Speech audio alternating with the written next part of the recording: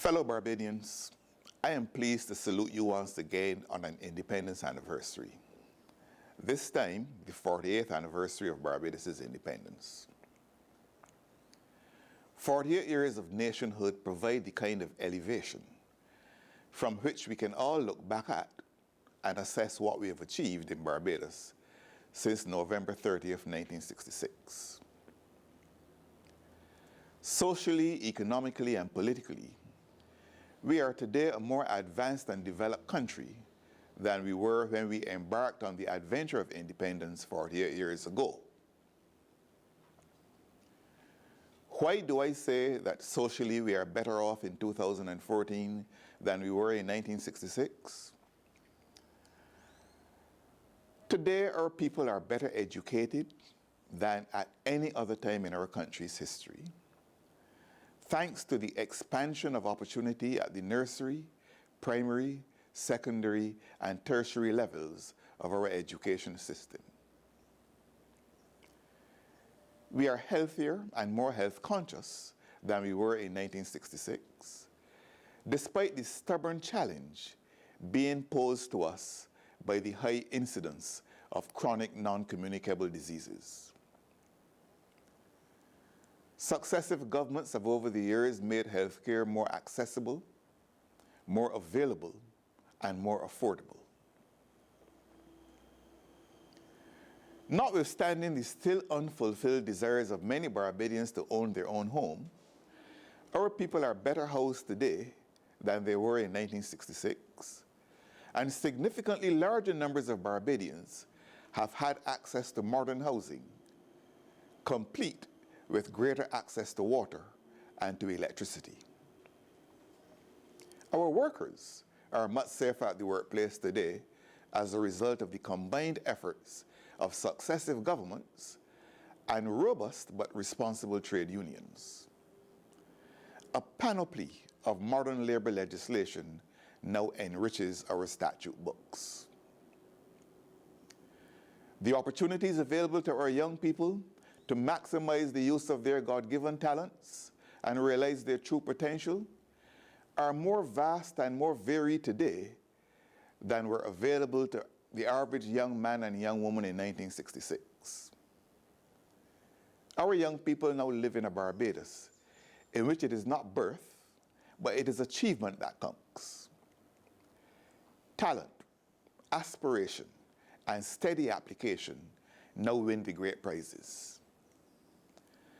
The aged and disabled in Barbados are better cared for today than 48 years ago, as easier access to a wider range of social interventions has lengthened life expectancies and made living more tolerable and more abundant.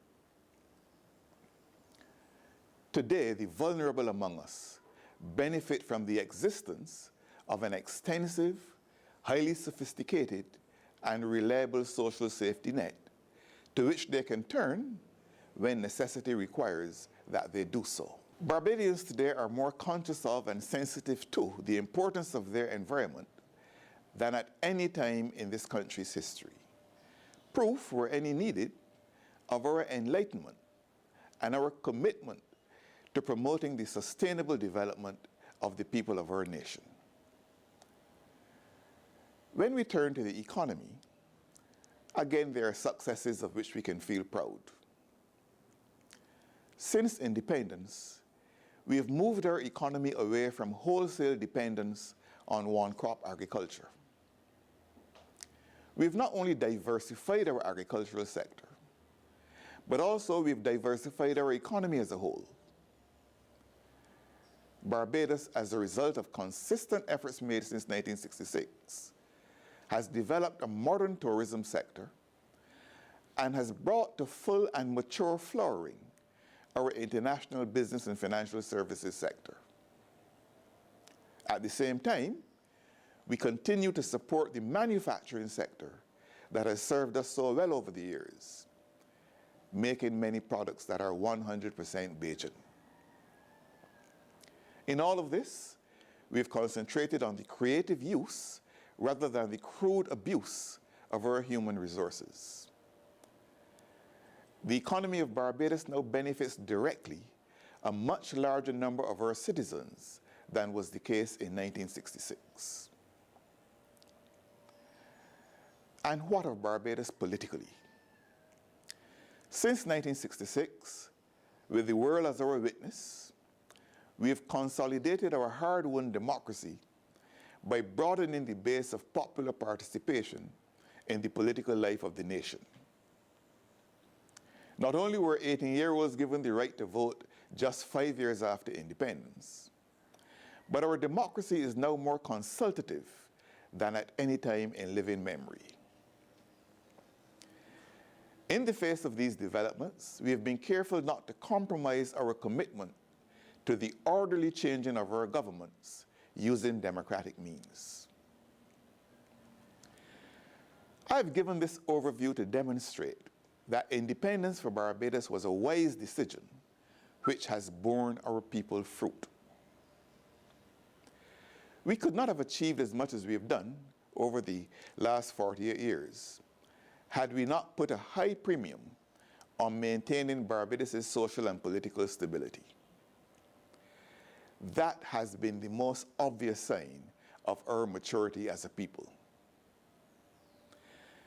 In spite of these admittedly impressive achievements, we still have some way to go. Not everyone has benefited from the independence effort to the extent he or she would have wished.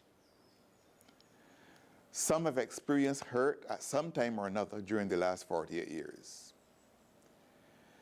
But that is not surprising, for in every part of the world, at any time of the day, the week, the month, or the year, there are people who are hurting. The challenge facing our society is to ensure that the numbers of those who are hurting are kept to the barest minimum. I am not one of those people who believe that our best days are behind us. I believe rather that our best days are ahead of us. We cannot unmake the past, but we can shape the future. In recent times, Barbados, like most of our Caribbean neighbors, and like most countries in the Western world, has been facing unrelenting economic challenges. These challenges have accentuated the need to restructure our economy in order to make it more viable. We do not enjoy any special dispensation under the laws of international economics. Barbados is not exempt from the challenges and crises which other countries and societies have to face. For example, like other countries, Barbados has to confront the reality and impact of climate change. We are now a part of a globalized world which dispenses benefits as well as burdens. When there are benefits, we enjoy them. When there are burdens, however, we have to steel ourselves to meet those burdens, and by dint of our hard work and sacrifice, to eventually overcome them. That is the true essence of independence. We've done this in the past successfully because our historical experiences have made us a resilient people. Pride and industry are for us natural companions.